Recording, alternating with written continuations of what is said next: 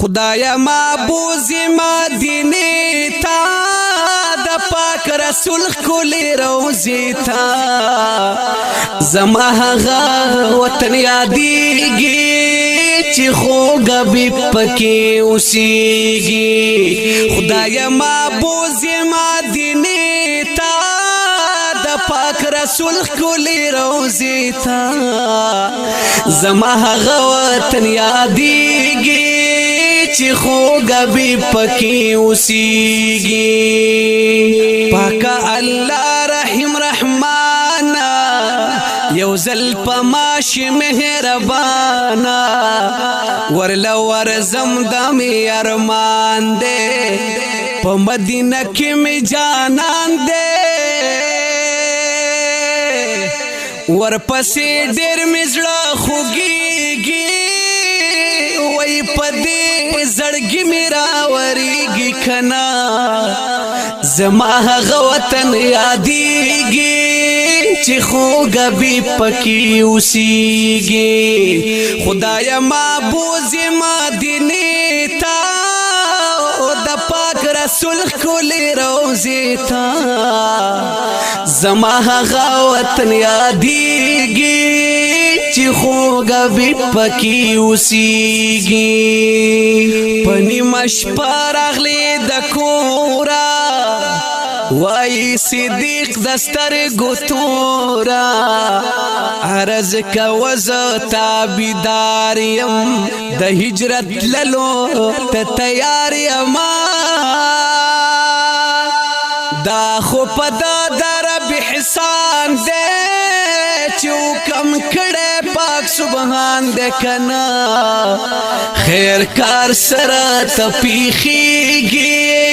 چې خوږه به پکې اوسېږي خدایه معبوز مدینې ته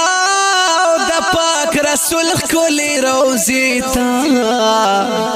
ماته هغه وطن یادېږي چې خوږه به پکې اوسېږي مای روضه نه دلیدلې خدایا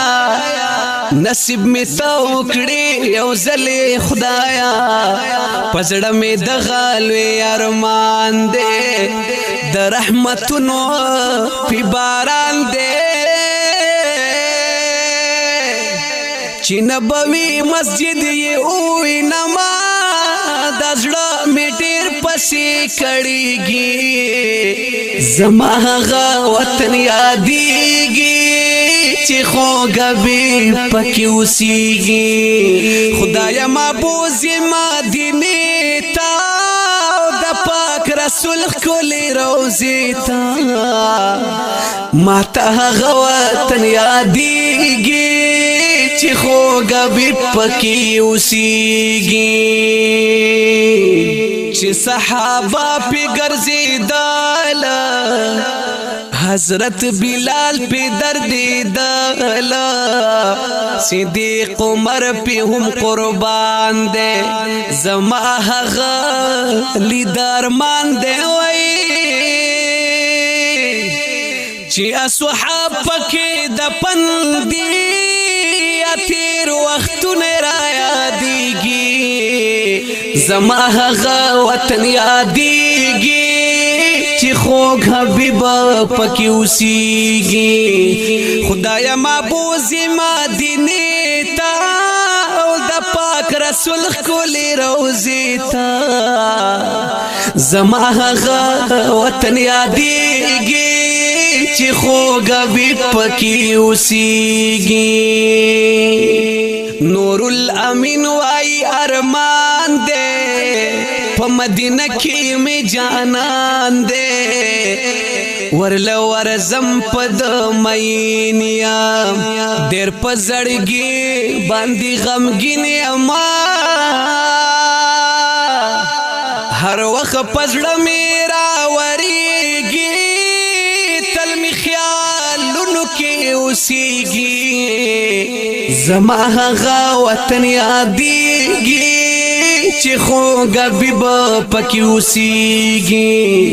خدایه معبوز مدینې ته د پاک سلخ کولی روزی تا زما هغه وطن یادیږي چې خوږبي پکې اوسیږي خدایا معبود کلام دے د شاعر نور الامین په आवाज د جمیل فانی د نعت نمبر دے 3535 د هوم سټوډیو پروډکشن سوات لخوا وړاندې کیږي د نورو نعتونو او نظمونو اوریدو لپاره زموږ د یوټیوب چینل جمیل فانی افیشل ضرور سبسکرایب کړئ او د فیسبوک پاڼه جمیل فانی افیشل ضرور لایک او شیر کړئ